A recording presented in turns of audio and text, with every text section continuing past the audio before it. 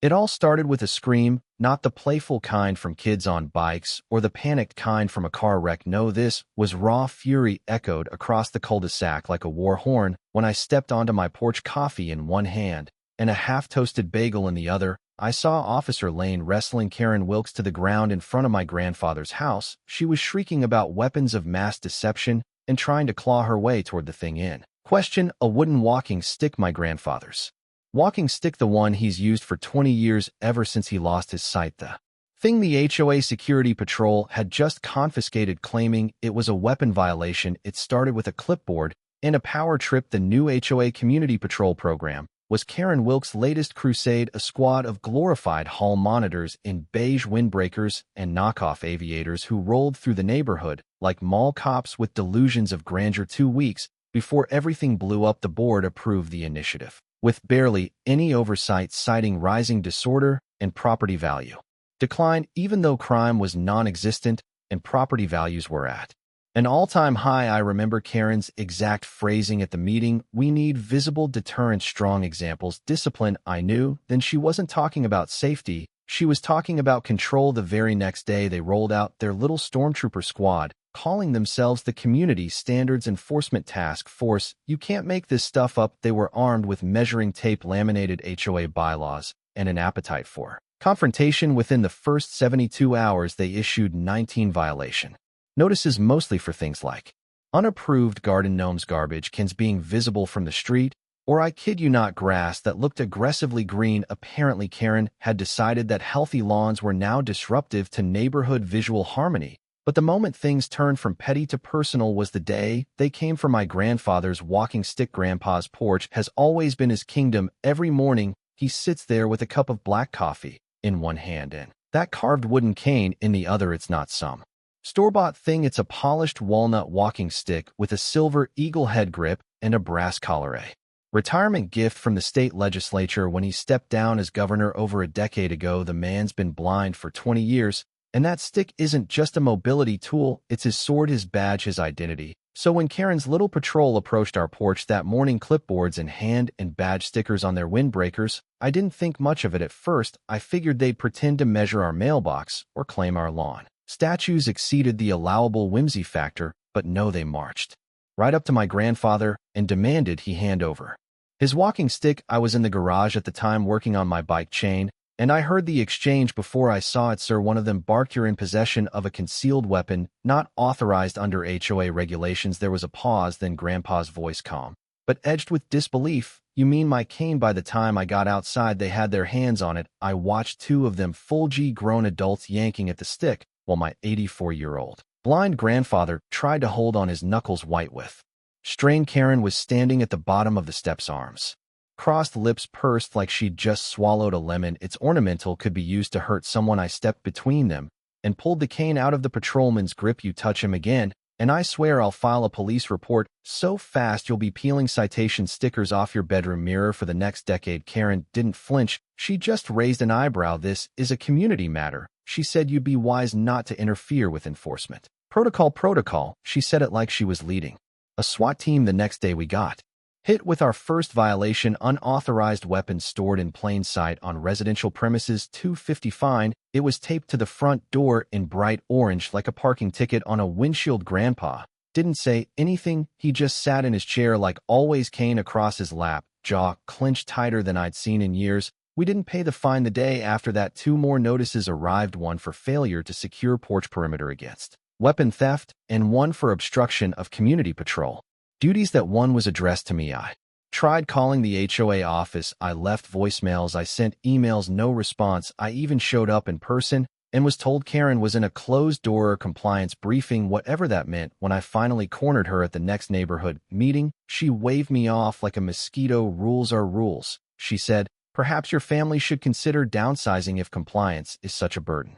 From that point on, the harassment ramped up. The patrol started circling our house multiple times a day. They take photos of our driveway, of the recycling bin not being perfectly flush with the curb, of Grandpa's chair cushion, which apparently was too faded to match the neighborhood's soft autumnal palette. One morning, I caught a patrol member peeking into our side gate with a body cam on his vest and a tape measure in his hand. When I asked what he was doing, he claimed he was assessing the shadow cast by unauthorized porch items. We had a fern, that was it. I started documenting everything: photos, videos. I bought a dash cam and pointed it out the front window. I printed out every violation, every email, every screenshot of our security feed. Grandpa was losing sleep. He stopped sitting out on the porch, said he felt like a target in a shooting gallery. I offered to take the stick inside, maybe just keep it out of sight.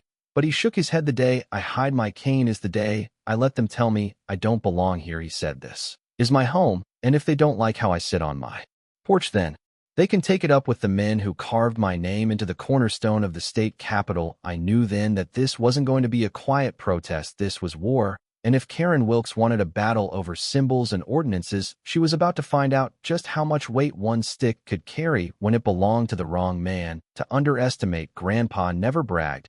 He wasn't the kind of man who framed his own accolades or name-dropped his friends in power, and if you didn't know better, you'd think he was just another old vet with a good recliner and too many bird feeders. But beneath that weathered ball cap and those quiet porch mornings sat a man who'd once turned the entire state legislature inside out like a sock. I grew up hearing whispers, the kind old men say with reverence, about how Governor Walter Emerson had passed more veteran housing initiatives than the 4 governors before him combined, how he once filibustered a corruption bill for 26 hours straight with a blown knee and a broken voice, how he'd never lost an election even when the odds were stacked and the donors leaned the other way. But Grandpa never brought it up, not once. So when he finally folded his hands one evening after yet another HOA patrol drive-by and told me, "Son, it's time," I sat up straight like I was back in high school, trying not to get expelled. "Time for what?"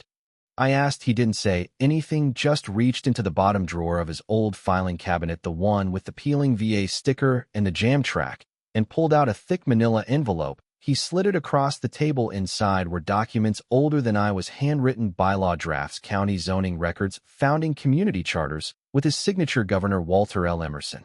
Smack in the middle of them. "I helped write the bones of this town," he said. "Didn't think I'd have to use it to defend my own damn porch." Turns out back when the town was nothing more than a grocery store, 2 stop signs, and a promise, Grandpa had worked with local legislators to create a unique hybrid between a traditional municipality and a development zone. The result was a charter neighborhood that allowed certain legacy provisions, including one particularly dusty clause buried in HOA policy.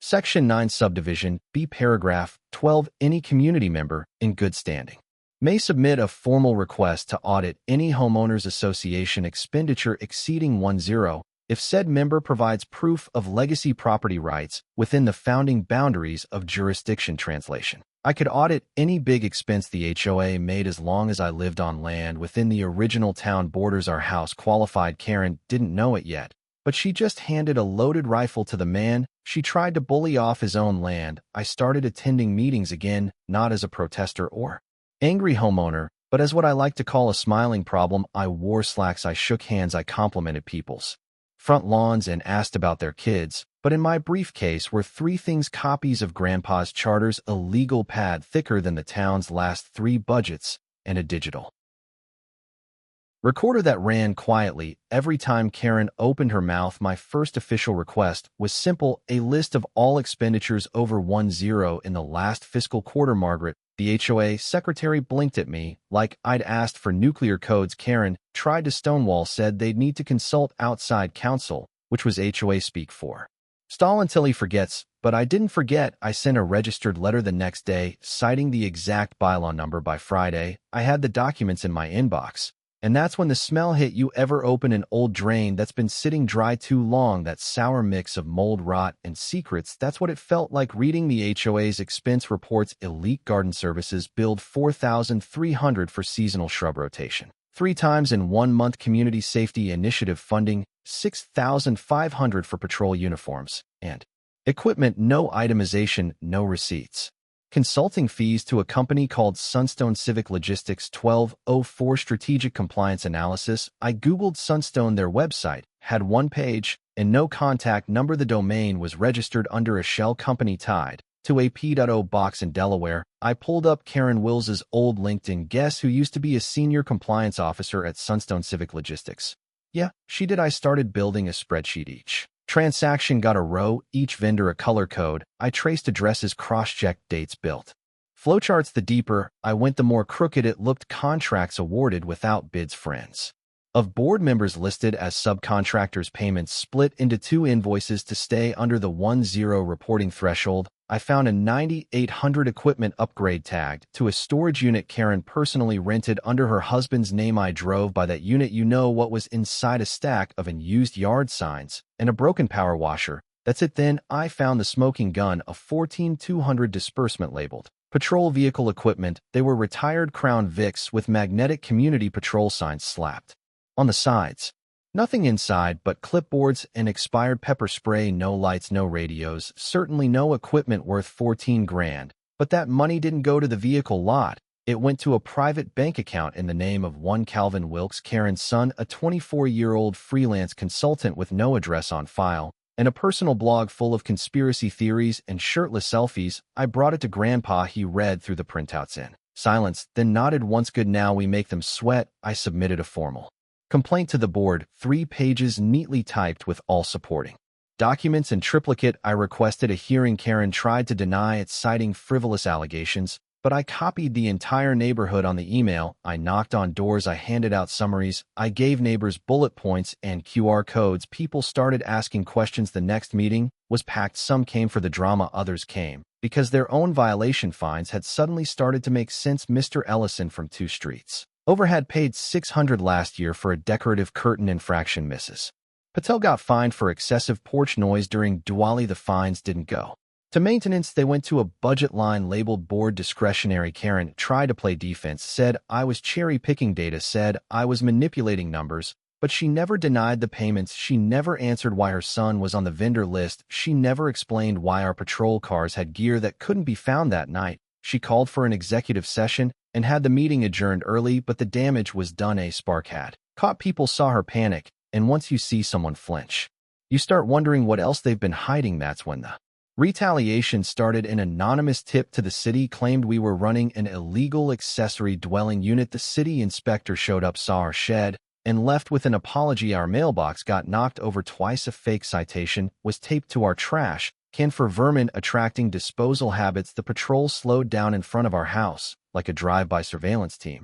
But Grandpa, he just cleaned his glasses, sat a little straighter, and sipped his coffee like a judge waiting for the gavel. They've overplayed, he said. Now we let them dig. I submitted a request for all internal board communications over the last 6 months. Under our bylaws, I was entitled to them. The board tried to redact everything. I appealed, and while we waited, I started a petition for a special community session to vote on board recall. Needed 75 signatures, got 103. Meanwhile, I discovered something else, a 2-year-old HOA vote approving retroactive reimbursement for leadership training seminars attended by Karen and 2 other board members. The seminars, cruises, 1 to the Bahamas, 1 to Santa Barbara, 1 labeled Urban Compliance Academy, held at a casino resort in Reno. I built a binder, color-coded tabs, a timeline, screenshots, bank transfers. I added a page called Where the Money Goes with a pie chart so big you could see it from the back of the room. And then I waited for the recall vote, because at this point Karen wasn't just unethical, she was exposed. She didn't know who Grandpa was, she didn't know who I was, but she was about to learn what happens when you steal from a man who still keeps 3 generations of military medals in a display case next to the fireplace. This wasn't just about a walking stick anymore. This was about taking back our home, one bylaw at a time. The deeper I dug into the HOA's finances, the more the numbers began to feel like bones buried under a manicured lawn, arranged to look harmless from the surface, but rotten and ritualistic underneath. Karen Wilkes's little community security unit was supposed to be a neighborhood safety initiative, a friendly patrol presence to deter vandalism and ensure compliance. But the books told a different story. The CSU, as she called it, was a Frankenstein operation, stitched together from misappropriated funds, fake violation revenue, and a couple of Craigslist hires with shaved heads and tactical vests. They probably bought secondhand. It wasn't licensed, it wasn't insured, and it sure as hell wasn't legal, but it was very real, and Karen was paying them more than the neighborhood spent on landscaping, road repair, and park maintenance combined. I found invoices labeled security equipment training, but there were no records of any registered trainers, no firearm permits, and no oversight beyond Karen's signature, often duplicated, often dated suspiciously close to holidays and often used to authorize reimbursement to herself. One line item just said tactical reconditioning for $3,200. Another said non-lethal dispersal readiness. I have no idea what that means, but I'm pretty sure a guy named Rusty with a taser and a clipboard isn't who you want deciding when to disperse your neighbors. But here's the part that made my stomach turn: the fines funding it all weren't random. They were strategic, calculated, aimed directly at the easiest targets, the residents least likely to fight back. I went door to door quietly. I told people I was reviewing records for an audit verification. Most folks didn't want to talk at first, but when I mentioned my grandfather's name, they let me in, and that's when the story started spilling out. Mr. Pak, an 83-year-old Korean War vet, was fined $500 for having unsecured property hazards. You know what the hazard was? A windshield that fell off its hook during a storm. Mrs. Alvarez, a widow who uses a walker, got hit with a $200 penalty because her trash can wasn't placed with the handle facing the street. The HOA's violation guidebook didn't mention handle direction. And then there was the Martinez family, fined $75 a week for 3 months straight over excessive driveway use. What they were actually doing was parking a secondhand medical transport van to take their grandmother to dialysis. None of them contested the charges. None of them knew how. Some didn't speak English well, others didn't want to make trouble. Karen knew that she was counting on it. I started compiling a file. Names, fines, addresses, repeat violations, patterns emerged fast. People on fixed incomes were hit hardest. Renters were pressured with threats of landlord reports. The security patrol had a habit of showing up late at night, walking past windows with flashlights, shining them into yards, sometimes knocking on doors just to verify occupancy compliance. One resident, Mr. Jefferson, a retired teacher, had cameras. He showed me footage of the patrol rummaging through his recycling bins. Another neighbor found chalk markings on her sidewalk, little coded tags the patrol used to track which houses were non-operative. It wasn't enforcement, it was psychological warfare with a name badge and a clipboard. Meanwhile, Karen got bolder. She sent us a letter hand delivered by 2 CSU goons with sunglasses and matching vests, accusing Grandpa of housing prohibited weaponry. I laughed when I read it. The weaponry in question: an antique saber in a glass case from his days in the National Guard, and of course the infamous walking stick.